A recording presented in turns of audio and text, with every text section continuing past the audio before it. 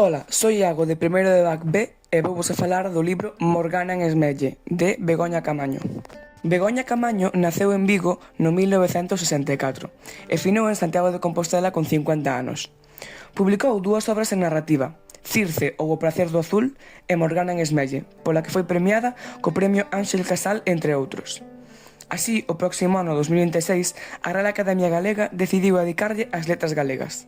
A historia desenvólvese dentro da temática artúrica, na que Igraine, Garlois e a súa filla Morgana viven no castelo de Tintagel, no reino de Cornualles, Britania. Por unha gran cantidade de sucesos como a morte do seu pai e a conquista do reino por parte de Uther e as súas tropas, nace Artur. En ese momento comeza a separación dos dous irmáns. Logo dun tempo no que Morgana coida de seu irmán porque súa nai está deprimida, chega Viviana, a irmán de Igraine, ao reino de Cornualles. Esta trata de convencer a Artur para levalo ao reino de Avalon, o reino onde se atopan os druidas máis o saber, pero este foi persuadido por Merlín, o mago, e escolle o camiño da relixión. Porén, Morgana é a que lle fai caso á tía e permanece en Avalon por 16 anos ata que retorna pola boda do seu irmán. Nesta podemos observar que a Xenebra, muller de Artur, non lle gusta a relación que teñen os irmáns e ponse ciumenta. Así, por isto, comezas a xuntar máis que o cabaleiro Lancelot. Tamén aparece na historia a perspectiva de Filipe de Amancia, o criado de Merlín, o cal se vai a Esmelle con Xenebra logo do sucedido no reino. Despois dun tempo, mentres Filipe miraba pola xanela, ve a Morgana, a cal permanece tamén en Esmelle. Por culpa do sucedido anteriormente, Morgana e Xenebra non teñen boa relación. Cal serán as razóns polas cales elas dúas non se levan ben e chegará un momento no que se reconcilien? Por que pasan de ser un gran reino a vivir en Esmelle e a que lle sucedeu a Artur? Que foi o futuro de Britania e Avalon? Se queres sabelo, lee o libro. Artur é o rei de Britania escollendo o camiño da intelixencia e da superstición. Non sinte un amor tan real con Xenebra, xa que foi unha relación forzada. Tamén é moi fácil de influenciar. Morgana, a irmán de Artur, é a que se vai polo camiño da intelixencia e que posteriormente se sinte mal por todo o que fixo, que os levou á ruína.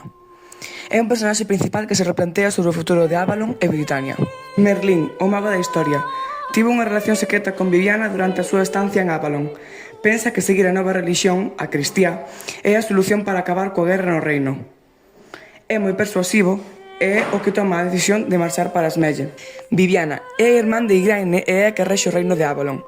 Cree que a razón e o saber son a solución para vencer a guerra e a súa intención é expandila mediante a educación.